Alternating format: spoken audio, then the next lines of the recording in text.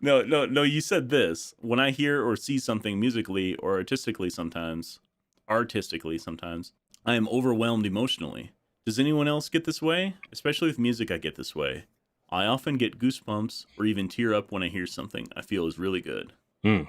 So, what are some like examples of that? Like, and why do you think that is? Why? Well, first of all, why do I think that is? I don't know. It's a damn You just mystery to react me. naturally that way. I've always been that way to music. It was ever since I was a little kid. I can remember, like, I'd be laying in bed, about to go to sleep, and I would have to sleep with the radio on. And there's sometimes there'd be a song that come on, and I would just start crying. It's really weird. Yeah. The most recent one I can remember, I think it was not even like 3 or 4 days ago. I just discovered this. I never knew it existed. Snuff by Slipknot. Oh, okay. But it was the acoustic version that Corey Taylor did. It was on YouTube. Yeah. I fucking cried to that song several times in a row. Why? I don't know. Huh. Did you play the song over and over again? Yeah. Like 3 or 4 times in a row. I cried each time. Did you feel like you needed that at that time? I don't know. I mean, why did you go back to it if it like I don't know. I felt like I could relate. What was it? Okay. There's that, and then that's what I was wondering. Like you connected with the song a bit, so that you wanted to revisit that just to kind of get that some of that. Like sometimes getting like a good cry, it like feels nice, right? Like you just there's that part of it, right? Of connecting to a song, like what they're saying. But sometimes I'll be watching like a live performance of someone. Like there'll be a moment where all the music stops and the crowd is singing all the words instead of the band playing. Sometimes that really gets me and I'll start tearing up, but it's like a happy cry. Yeah. That happens. So you've had kind of both spectrums of like happy and sort of sad in a way. Yeah, right? And I'll be driving in my car, and if I'll hear something in a song that either I relate with, or it's just something that I feel like is a really good part of the song, like musically, and I'll start crying.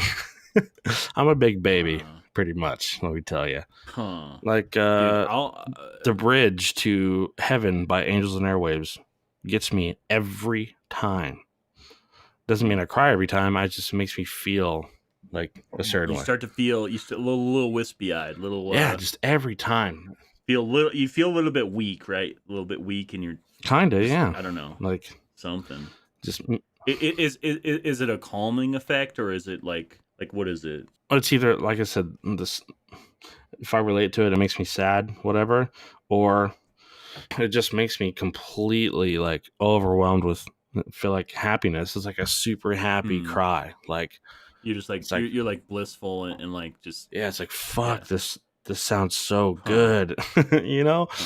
I mean, does that happen anymore with music you've never heard before? Sometimes, or is it all like the Snuff by Slipknot. That was the first time I heard it. Oh, I didn't know the other that. night. Yeah, like 3 or 4 nights ago. I was just sitting here in my room and I was like, I see it all over YouTube. Let me listen to it. There's got to be something to that. Yeah. There's got to be something to it. Let's listen to it right now and both cry. Oh, I wish we could hold hands right now. All right. I'm just kidding, man. No. I want to connect with you on this because I'm not making fun of you. You know, I like to just joke around. Like I go back to specific memories and I will get emotional, but I don't have that same connection that you have. But it'll be like, dude, I couldn't listen to the song Champagne Supernova by Oasis forever because that was the song that was playing on the radio, and my sister and I rolled that truck when I was driving. That I couldn't listen to it because I would get like panicked. I like hear the opening notes of it, and it'd be like, "Fuck," you know, dude. And I thought that it brought me bad luck or something. I was like superstitious. Oh yeah, I understand. Like I do the same thing. Like a lot of songs are hard for me to listen to because it's connected to a memory that sucks. Yeah. You know? Like past relationships and stuff like that? Oh, yeah. And everybody has that though. Everybody has that. Dude, I can't listen to fucking Seven Nation Army because I had this ex-girlfriend that would play that shit on repeat. I would get so pissed. Stop it. So I told my boss about it at work. Oh no, dude. And then every once in a while he'd just come up to me with like, bow, down, down, down, down, down. He'd like rub it in my face like, fuck you, man. 7 Nation Army couldn't hold me back. Hey man, I'm still not over it. Not really.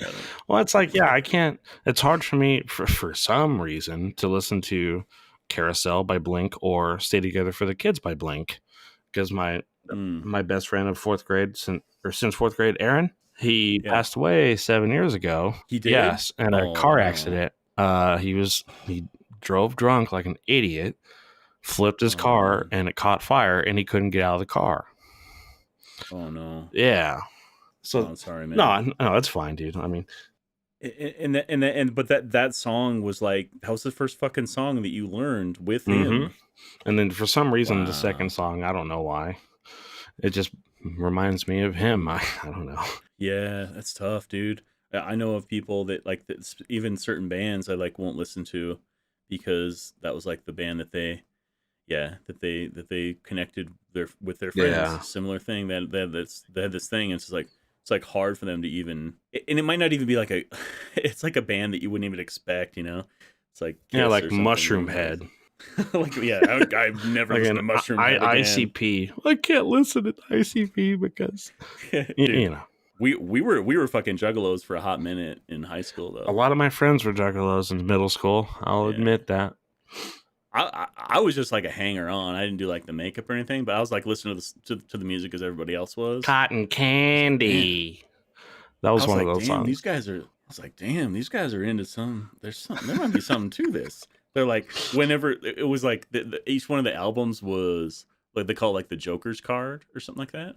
Like the fourth Joker's card or something. If people are juggalos, I'm sorry. Like I think it's a cool culture, I mean, it's do what you want to do. I don't care. It really is. It's just like it's like people who feel. I feel like it's people who feel sort of discarded by society, and they have their own little kind of friendly little society. It's almost like the little clique in high school, but it's like global. Yeah, exactly. Yeah, it is that, and I don't know. Like I'm not into the music anymore, but anyway, I don't. They had something about the albums. They called them like the Joker's card, and then something was supposed to happen big when they got to like the 9th or 10th one, or maybe the 7th one. I'm not sure, but I don't know. They kind of just glossed over that, and they're still doing their thing now. They don't know how magnets work, and they have the Juggalo Festival, or what are they called? The Juggalo, the Gathering of the Juggalos, or just the Gathering. Yeah. And I've seen video from it.